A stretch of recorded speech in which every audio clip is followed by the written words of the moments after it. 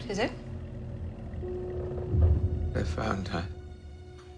You know who I'm talking about, don't you? We never talked about it in all the years that we've known each other. And it's tainted everything. You didn't know her. No. I didn't. I can't speak for Charlotte because she's so young, but at my time of life, it's very natural to look back and wonder how things would have been different, which is what my character does in the film. That's very human.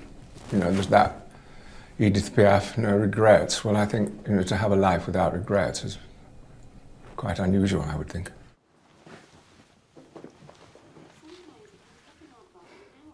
That's something I want to tell you. Okay. You know, I feel sure I've told you before, but it was a long time ago, so I could be wrong.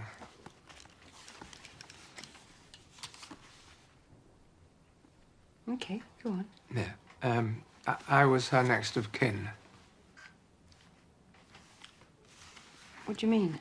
Well, officially, I was her next of kin. I'm sure I told you this before. Well, I think I would remember her husband being another woman's next of kin. Why? Why what? Well, why were you her next of kin? Because they thought we were married. Who did? The authorities, people. What made them think that?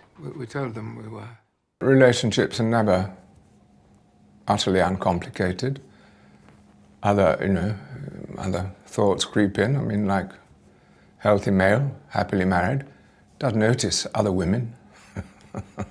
And it's really how you navigate all that, isn't it? Over the years, how you navigate all the different secret desires that come in, and the conflicting emotions, and the questioning that you go through life anyway.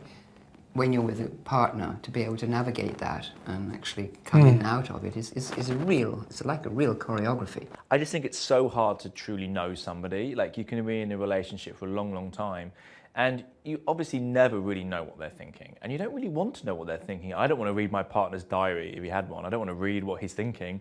And so I think you bring kind of that in, and you realise that everybody is like struggling. They have their own demons, they have their own issues, and it's just like these things are messy and complicated, and you just probably need to be a little bit more generous with each other.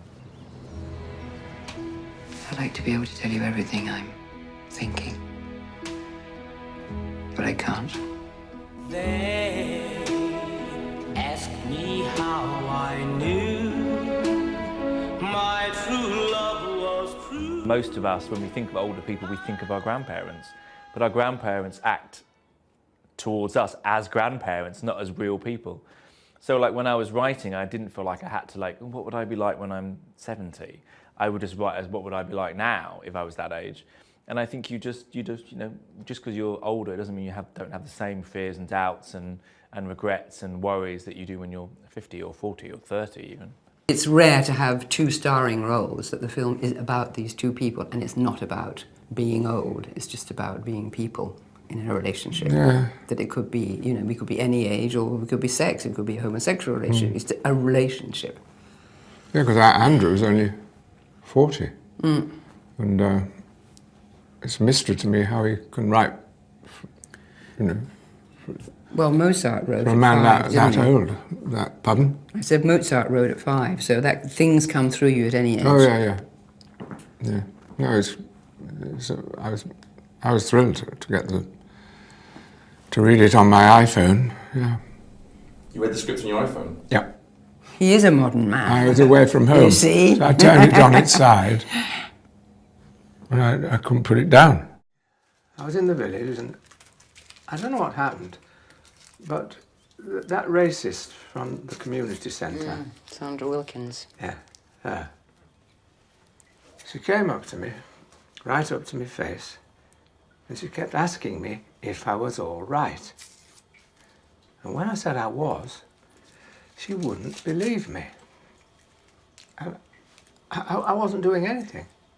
Nothing, just sitting on the bench by the duck pond, minding my own business and getting some air. Hold on. All I was doing. Promise. I believe you. When you make something that's gay themed, it often can kind of become all about that. But at the same time, like even when I was writing 45 Years, it wasn't like a conscious decision like, all right, now I must investigate what it's like to be straight in a relationship. You know, I am interested in relationships in general and how complex and messy and fraught they can be and how they can, you know, define us so kind of importantly. But yeah, it was interesting to do something in a different kind of realm. Were you familiar with Andrew's work before you seen Weekend? Yeah, absolutely. I knew where we were going, which immediately made me. I still haven't seen it. It's too risque for me. Too risque, I like yes. Boy Meets Girl. But I promised him I will see it. But I could tell from, I could tell from his screenplay that he was no idiot. You're not lying to me. No, Kate, she wore a ring on her finger. It was a small wooden ring, like a curtain ring, made of oak. Funny you'd remember that. It wasn't real.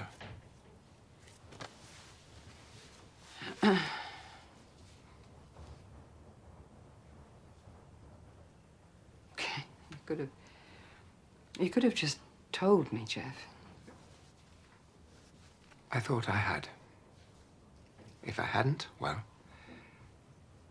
it's hardly the sort of thing you tell your beautiful new girlfriend, is it? I don't want to like split people up, but I do like the idea that people might leave the cinema and just like talk about their relationship. And I think the important thing is that, you know, we always have the choice to change things.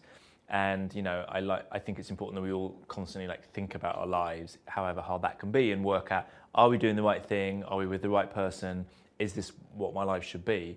Because you don't want to get to, you know, 70 and look back and think, you know what? I should have made a decision earlier on to have done something else.